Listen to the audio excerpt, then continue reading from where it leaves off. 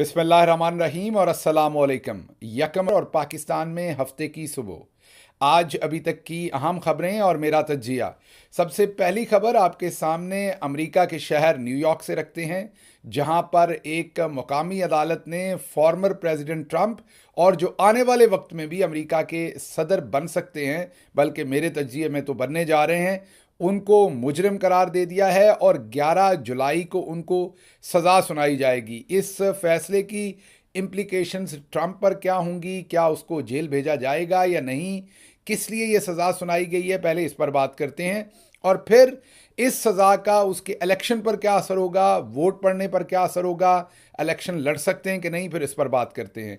सबसे पहले तो आपको मुख्तसर ये बता दें कि ये 2006 में को तकरीबन 2006-07 में स्टॉर्मी डैनियल नाम की एक पोर्न स्टार थी, जिनके साथ ट्रंप का एलिजिड अफेयर था और ट्रंप ने वो छुपा रखा था। जब वो 2016 का प्रेसिडेंशियल इलेक्शन लड़ रहे थे तो गालिबन एलिजिडली स्टॉर्मी डैनियल ने कहा कि वो उसके ऊपर बात करना चाहती है।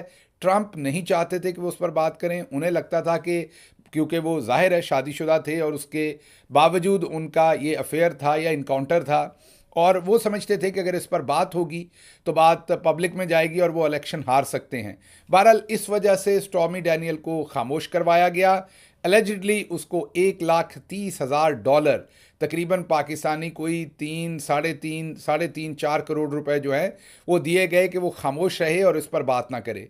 अच्छा, अमेरिका में किसी के साथ भी एग्रीमेंट करके उसको चुप करवाने के पैसे देना, ये अमूमी तौर पर कुछ केसेस में हो भी सकता है, लेकिन अमूमी तौर पर ये कोई गैर कानूनी काम नहीं है। तो फिर ट्रंप क्यों पकड़ा गया? ट्रंप को मुजरम इसलिए करार दिया गया है कि ट्रंप ने जो अपने कारोबारी अकाउंट्स है, जाहिर है वो बिजनेसमैन है, पैसे दिए तो टैक्स की फाइलों में या कारोबारी फाइलों में उस टैक्स की कोई ना कोई, उस पैसे की कोई ना कोई एंट्री करनी थी अपनी फाइल्स के अंदर। तो ट्रंप ने या ट्रंप के बिहाफ पर जिन वकला ने या जिसने भी वो $1,30,000 दिए, वो जो ट्रंप की एंट्री थी उनके उनके डॉक्यूमेंट्स के अंदर, उनकी जो बुक्स थी उनके अंदर जो एंट्री थी वो लीगल फ़ी के नाम से दी गई। वो दुरुस्त तरीके से उसको वहाँ टेबुलेट नहीं किया गया, वहाँ उसका इंदराज नहीं किया गया। दूसरे अल्फाज में आप ये कह सकते हैं कि जो बिज़नेस का रिकॉर्ड था उसको टेम्पर करने का ट्रंप के ऊपर इल्ज़ाम था। तो ये जहन में रखिए, ये जो ट्रंप के ऊपर इल्ज़ाम साबित हुआ है और या इसकी जो सज़ा 11 जुलाई को वो देने जा रहे हैं, ये कोई उनका वो जो अफेयर है या उससे रिलेटेड बात नहीं है। असल में जो हाशमनी उस खातून को चुप करवाने के लिए जो पाकिस्तानी 3.5-4 करोड़ मीन $1,30,000 दिए गए थे, और गालिबन ये 2016 के अवाइल में दिए गए होंगे जब वो इलेक्शन लड़ रहे थे, और इलेक्शन से चंद दिन पहले शायद ये पैसे पे किए गए थे। तो वो जो पैसे पे किए गए थे वहाँ तक बात ठीक, लेकिन उन पैसों की जो एंट्री की गई थी बुक्स में वो टेम्पर्ड थी, मीन सही हेडिंग के नीचे या सही तरीके से वो दर्ज नहीं की थी। उसमें छुपाया गया था कि ये पैसे क्यों दिए गए हैं। वो न्यूयॉर्क में, क्योंकि वो टैक्स उन्होंने न्यूयॉर्क के अंदर उनका वो बिज़नेस था जहाँ पर ये उन्होंने टेम्परिंग की कह लें या उन्होंने गलत तरीके से रिकॉर्ड का इंदराज किया, ये केस था ट्रंप के ऊपर। और इसमें 34 काउंट्स मीन 34 आप ये कह लें कि गलतियाँ, कोताहियाँ या 34 ऐसे रीजंस हैं जिनकी वजह से उन्हें मुजरिम करार दिया गया है। और ज्यूरी 12 लोग ज्यूरी में थे। जो पाकिस्तान में लोग हैं उनके लिए कि यहाँ पहले एक ज्यूरी बैठती है जिसमें आम शहरी होते हैं जिन्हें चुनती है गवर्नमेंट, और वो बैठकर पहले उस केस को सुनते हैं। वो सारे लीगली एक्सपर्ट होना ज़रूरी नहीं, वो आम लोग होते हैं, स्कूल टीचर होते हैं या कोई मजदूर होता है या आम लोग होते हैं। वो बहुत ज़्यादा पढ़े लिखे भी नहीं होते उसमें अमूमी तौर पर, और बहुत ज़्यादा अनपढ़ भी नहीं होते। मीन आम जो पब्लिक होती है उसमें से लोगों को अमूमी तौर पर, एक्सेप्शंस हो सकती हैं, अमूमी तौर पर लिया जाता है। और वो जो 12 लोग थे, अब उन्होंने ये फैसला किया है। अब उसके ऊपर जज ने जो है वो 11 तारीख को सज़ा सुनानी है। सज़ा सुनाने का इख्तियार कि कितनी सज़ा देनी है वो जज का होगा। जाहिर है ज्यूरी ने सिर्फ उन्हें गिल्टी करार दिया है। अब जज बताएंगे कि कोई जेल की सज़ा भी इसमें होगी या सिर्फ जुर्माना होगा। जो अमेरिका के अंदर आपको पता है कि ट्रंप के मुखालफिन भी बहुत हैं और ट्रंप के हक़ में भी बहुत सारे लोग हैं। जो तो उसके मुखालफिन हैं वो तो इस केस के ऊपर बहुत भंगड़े डाल रहे हैं, और जो उसके हक़ में है वो कह रहे हैं कि सिर्फ इसमें जुर्माना होगा, ज़्यादा से ज़्यादा शायद उन्हें घर में कैद कर दिया जाए, और डिफरेंट इस पर तज्जिए आ रहे हैं, अभी कुछ कहा नहीं जा सकता। बहरहाल 11 जुलाई को ट्रंप के मुस्तकबिल का इस सिलसिले में फैसला होगा कि इस केस में उन्हें कितना जुर्माना होता है या क्या होता है, वो 11 तारीख को फैसला होना है। लेकिन अब आते हैं इलेक्शन की तरफ कि ट्रंप को इसमें जेल, शायद 4 साल की मैक्सिमम जेल है इसमें, मैक्सिमम जो है, और अब मिनिमम तो मैंने जैसे आपको कहा कि सिर्फ जुर्माना हो सकता है। जुर्माने से तो ट्रंप को कोई फ़र्क नहीं पड़ेगा, जाहिर है। अब क्या ट्रंप इसके बाद भी प्रेसिडेंशियल इलेक्शन लड़ सकते हैं? कानून में कोई ममानत तो नहीं है, बिल्कुल कानून में कोई ममानत नहीं है, वो बिल्कुल प्रेसिडेंशियल इलेक्शन लड़ सकते हैं। 3 और केसेस हैं, इस केस के अलावा 3 और केसेस हैं जो 2016 के इलेक्शन के अवाइल के हैं। कोई इलेक्शन के अंदर डिफरेंट तरीक़ों से इन्वॉल्व ये केसेस हैं, कोई ये हशमनी का था, कोई किसी और चीज़ का था, लेकिन घूमते वो इलेक्शन के इर्द गिर्द ही हैं, उसी 2016 के। तो ये जो 3 दूसरे केसेस हैं, इनका अभी इलेक्शन से पहले इनका फैसला होना इसलिए मुमकिन नहीं कि उसके ऊपर कुछ स्टे ऑर्डर्स हैं या वो ट्रायल के लिए अपील की हुई है ऊपर वाली अदालतों में, तो उनमें से किसी का भी ट्रायल जो है वो इस तरीके से शुरू होता हुआ या कोई कंक्लूजन इख्तियार करता हुआ ट्रंप के इलेक्शन से पहले, जो नवंबर में होने जा रहा है, वो पहले नज़र नहीं आ रहा। तो इसलिए यही एक केस है जिसको ट्रंप ने हैंडल करना है अपने प्रेसिडेंशियल इलेक्शन से पहले। और इसमें जो भी हो, एक तो ये ट्रंप को इलेक्शन लड़ने से नहीं रोकता, ये जो सज़ा है, सज़ा जितनी भी हो जाए उन्हें, वो भले जेल की मैक्सिमम 4 साल सज़ा हो जाए, फिर भी वो इलेक्शन लड़ सकते हैं। और जो वोटर्स हैं उनका जो सर्वे आया इसके बाद भी, डिफरेंट टेलीविजन्स ने और डिफरेंट लोगों ने इस फैसला आने से पहले भी सर्वेज किए हैं, तो पब्लिक जो है वो वोट कम करने की बजाय बढ़ा रहे हैं इसमें। आम पब्लिक ये सोच रही है कि ट्रंप को विक्टिमाइज़ किया जा रहा है, यहाँ की इस्टेब्लिशमेंट जो है वो उसके खिलाफ काम कर रही है और उसको जाली तरीके से सज़ा दे के प्रेसिडेंट बनने से रोकने की कोशिश कर रही है। ये ट्रंप का जो वोटर सपोर्टर है वो ये सोच रहा है। तो ट्रंप का वोटर कम होगा या ज़्यादा होगा? मेरा जवाब यह है कि इस सज़ा के बाद जितनी सज़ा ज़्यादा होगी उतना वोटर ज़्यादा होगा। इस सज़ा के फैसले के साथ भी वोटिंग में उसे फ़ायदा होगा, और अगर सज़ा ज़्यादा सख्त दे दी गई तो और ज़्यादा फ़ायदा होगा। अगर जेल भी इसमें दे दी गई तो ट्रंप भरपूर तरीके से जो है वो प्रेसिडेंट का इलेक्शन जीत जाएंगे, और अगर एक दफ़ा वो जीत गए तो जाहिर है फिर तो उन्हें इम्यूनिटी होगी एज अ प्रेसिडेंट, और वो फिर ऑफिस में बैठेंगे, जेल में तो नहीं बैठेंगे। और फिर उसकी इम्प्लीकेशन अमेरिका में क्या होनी है, पाकिस्तान में क्या होनी है, पूरे खित्ते में क्या होनी है, वो बहरहाल बाद में कभी तज्जिया करेंगे। आज ट्रंप ने जब उसको ये कहा गया अदालत के अंदर, जूरी ने अपना फैसला सुनाया, और उसके बाद ट्रंप ने कहा कि मेरे खिलाफ पॉलिटिकल विक्टिमाइजेशन हो रही है। अवाम असल फैसला नवंबर में करेगी इलेक्शन में वोट डालकर, और तब फैसला होगा कि मैं गिल्टी हूं कि नहीं, मैं इनोसेंट हूं, मैंने ऐसा कुछ नहीं किया, मेरे खिलाफ ये सब कुछ बनाया गया है, ये कहना है जी ट्रंप का। तो ये तो थी खबर न्यूयॉर्क से। अब चलते हैं पाकिस्तान। वहाँ आपको बताते हैं कि पीटीआई की कोर कमेटी का अलामिया जारी हुआ है। 2 अहम तरीन चीज़ें उस अलामिया के अंदर।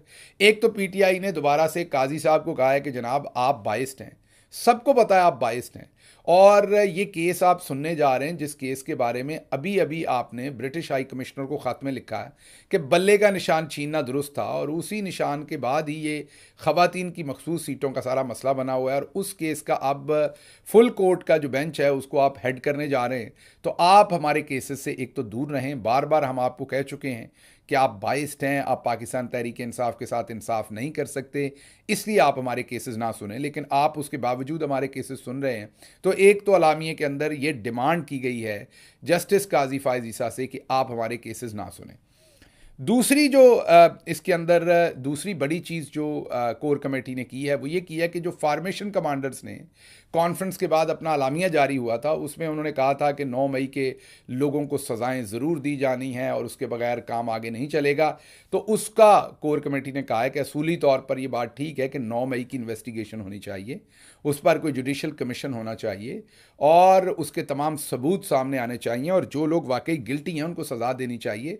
लेकिन ये जो मासूम लोगों को जेलों के अंदर रखा हुआ है, ये जुल्म है, ये ज़्यादती है, इसको ख़त्म करना चाहिए और आगे बढ़ना चाहिए। लेकिन ये जो बार बार कहा जा रहा है कि 9 मई के लोगों को सज़ा देनी है, इसके ऊपर कोर कमेटी ने कहा है कि शुरू करें, अल्लाह का नाम लें, फिर सबूत सामने लाएं और इसकी एक मुकम्मल इन्वेस्टिगेशन जो है वो होनी चाहिए। अच्छा जी, इसी से रिलेटेड एक और बात है, इंटरेस्टिंग बात है, हैरानी की बात भी है लेकिन इंटरेस्टिंग बात भी। आपको पता है कि जावेद चौधरी साहब अक्सर इस्टेब्लिशमेंट जो कहती है वो आपको आकर बताते हैं, लेकिन अब तो हालात इस्टेब्लिशमेंट के, मिलिट्री इस्टेब्लिशमेंट की गलतियों के या उनकी गलत पॉलिसियों के या गुस्से में आए हुए उनके जो फैसले हैं, जैसे अभी इमरान खान के ट्विटर अकाउंट के ऊपर अब जो है वो मुकदमा साजी का पूरा काम शुरू किया गया है कि जी वहाँ से हमीदुर रहमान कमीशन रिपोर्ट के कुछ मंदरजात ट्वीट हुए हैं, जिसको नहीं पता था रिपोर्ट का इतना शोर डाला है मिलिट्री इस्टेब्लिशमेंट और उनके आगे से हरकारों ने, और कहा है कि जी क्यों नाम लिया आपने हमीदुर रहमान कमीशन रिपोर्ट का,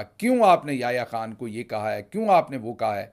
तो इतना इतना उसके ऊपर शोर मचा दिया है कि वो जिसको नहीं भी पता होना था उसको भी पता, और लोगों को अब ये रिपोर्ट जो है अजबर ज़ुबानी याद हो रही है। लोग इस रिपोर्ट पर बातचीत कर रहे हैं और जाहिर है पाकिस्तान तहरीक इंसाफ चाहेगी कि क्योंकि इमरान खान ने कहा है कि लोग रिपोर्ट पढ़ें, तो मेरा ख्याल इस रिपोर्ट में से डिफरेंट इसके मंदरजात जो हैं वो पब्लिक के सामने अब आना शुरू हो जाएंगे, हो भी गए हैं, लोग अब पढ़ भी रहे हैं, बात भी कर रहे हैं। तो एक तो ये, लेकिन जावेद चौधरी साहब, हालात ऐसे बना दिए मिलिट्री इस्टेब्लिशमेंट ने कि अब जावेद चौधरी साहब भी उन्हों का मखौल उड़ा रहे हैं, हुजतें कर रहे हैं, उन्हें जुगतें कर रहे हैं और उनका मजाक उड़ा रहे हैं। ये ज़रा सुने जावेद चौधरी साहब ने क्या कहा है। अब ये 8वीं मरतबा फ़ौज पाकिस्तान की तरफ से इस किस्म का बयानिया आया है, लेकिन मेरी इंफॉर्मेशन ये है कि मेरा ख्याल ये लास्ट है।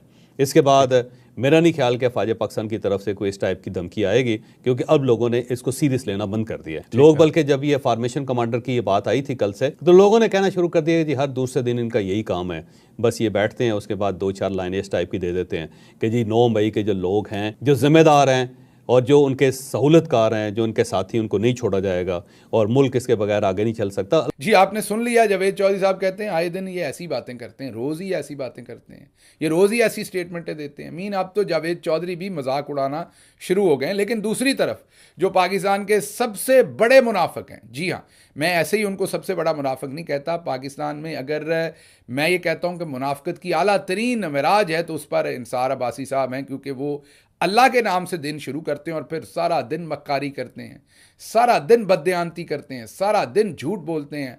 अल्लाह और अल्लाह के रसूल सल्लल्लाहु अलैहि वसल्लम का नाम लेने के बाद वो सारा दिन मक्कारी करते हैं और येलो जर्नलिज्म करते हैं। अंसार अब्बासी साहब ने कहा है कि जी ये जो आपका है ना हमीदुर रहमान कमीशन रिपोर्ट के बारे में इमरान खान का ट्वीट, ये 9 मई से भी बड़ा हमला है और इससे हालात जो हैं वो कंट्रोल से बहुत बाहर हो सकते हैं, इसलिए इस पर सख्त एक्शन लेना चाहिए। ये इस कदर, मैं ये कहूँगा कि बेशर्मी की बात है उनकी ये वाली बात, ये इस कदर हर दफ़ा इतनी मुनाफकत करते हैं अंसार अब्बासी साहब, और इसीलिए आपको आप नज़र आएगा कि जब भी कभी मेरा जिक्र होगा तो बड़ा उनको तड़प होती है, क्योंकि मैं वाहिद बंदा हूँ जो पूरे तरीके से नहीं एक्सपोज करता हूँ मैं किसी और के बारे में। आपने देखा होगा जियो टीवी में भी बहुत सारे लोग काम करते हैं, वो उनके अपने अपने एजेंडे हैं, अपने अपने रीजंस हैं, लेकिन ये तो मुनाफकत की आला तरीन मिराज पर बैठे हुए हैं अंसार अब्बासी साहब। तो ये ज़रा गौर कीजिए कि किस तरह का माहौल बना रहे हैं कि जी 9 मई से भी बड़ा, पहले 9 मई जो है वो 9/11 से बड़ा था, अब 9 मई से भी बड़ा काम जो है वो इमरान खान के अकाउंट से एक ट्वीट का हो जाना है। ये आप इनकी हालात खुद देख लें।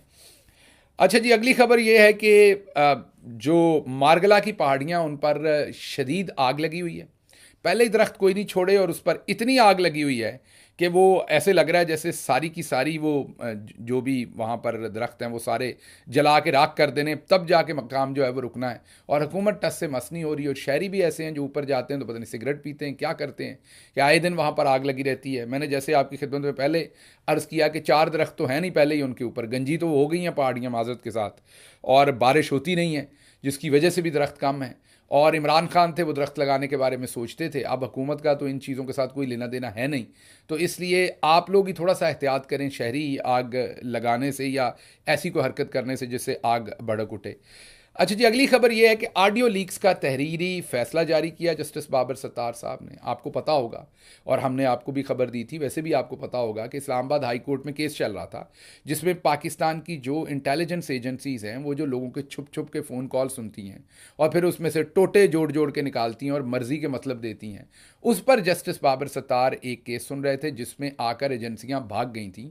पाकिस्तान की एजेंसियाँ सीधा सीधा मुकर गई थी कि हम लोगों के फ़ोन रिकॉर्ड करते हैं, और पाकिस्तान का भले पीटीए हो भले कोई भी इदारा हो, उन्होंने आगे कहा जी कोई कानून ही नहीं है, हमने किसी को इजाज़त दी नहीं है, ना फ़ौरन ना हमारी वजारत दाखिला मान रही थी, ना FIA मान रहा है, ना आपका PTA मांग रहा है, कोई इदारा नहीं मान रहा। वो उन्होंने कहा जी पाकिस्तान में ये होती नहीं है, हमें पता ही नहीं कौन करता है, हमने किसी को इजाज़त ही नहीं दी हुई। तो जब सबसे बार बार पूछ लिया तो अब अदालत ने हतमी तौर पर यह फैसला, रिटन फैसला इसका जारी किया है, तहरीरी, और फैसले में कहा है कि जो भी कॉल रिकॉर्ड करता है, अब क्योंकि कॉल रिकॉर्डिंग तो होती है, आप सबको पता है, लेकिन कोई माना नहीं अदालत में जाके कि ये किस कानून के तहत होती है, बगैर कानून के काम खिंची फिर रहे हैं। तो अब अदालत ने फिर जब ये मुकर गए वहाँ पर कि हम करते ही नहीं रिकॉर्डिंग, कोई कानून ही नहीं है, कोई किसी को इजाज़त ही नहीं है, तो अब अदालत ने तहरीरी फैसला जस्टिस बाबर सत्तार ने जारी किया है। और उस फैसले में उन्होंने जो टेलीकॉम ऑपरेटर्स हैं ना, जैसे ये जैज़ है, जैसे दूसरी कंपनीज हैं जितनी भी, उन सब को भी बीच में रखा है और उन्हें ये बताया है कि अगर आप रिकॉर्डिंग में किसी किस्म की मुआवनत देते हैं या कोई रिकॉर्ड करता है तो ये गैर कानूनी काम करता है। अब आप कहेंगे इससे क्या फ़र्क पड़ेगा? इमीडिएटली तो आपको कोई फ़र्क पड़ता नज़र नहीं आएगा, क्योंकि रिकॉर्डिंग करने वालों ने तो अपने काम अपने स्विच लगाए हुए हैं, रिकॉर्ड कर ही जा रहे हैं। लेकिन इससे पहले ये बस एक ब्लैंकेट दिया हुआ था ऊपर के, जी वो गवर्नमेंट के पास इजाज़त है, गवर्नमेंट करती है, इंटेलिजेंस एजेंसीज़ के पास इजाज़त है, वो करते हैं। लेकिन अब अदालत ने खोल के सामने रख दिया है और इस पर फैसला सुना दिया कि ये गैर कानूनी है। तो अब जो करेगा रिकॉर्डिंग किसी ना किसी दिन फंसेगा, किसी और केस में सामने आएगा, तो फिर उसको सज़ा होगी। तो ये एक मुस्बत सिमत कदम है। इस टाइम आपको इसकी रेपरकशंस शायद नज़र ना आए, लेकिन अब फंस ज़रूर कोई ना कोई जाएगा और बाज भी आएंगे थोड़ा बहुत, क्योंकि अब टेलीकॉम ऑपरेटर्स भी आगे से कहेंगे कि आप हमें क्यों फंसाते हैं, हमें अदालत ने कह दिया कि ये गैर कानूनी काम है। अब अगर ये रिकॉर्डिंग करेंगे, जाहिर है वो इनकी मुआवनत करेंगे। अगर वो इनकी मुआवनत करेंगे तो वो भी जेल जाएंगे और फिर वो खुद ही बताएंगे इनके बारे में भी। तो अब ये इनके लिए मामला थोड़े से ज़रा मुश्किल होंगे, ये इतना आसान काम हो नहीं सकेगा। अच्छा जी, बहरिया टाउन के गिर्द घेरा तंग किया गया है, और घेरा तंग इस तरह से कि काजी फायज़ ईसा साहब खुलकर सामने आए हैं।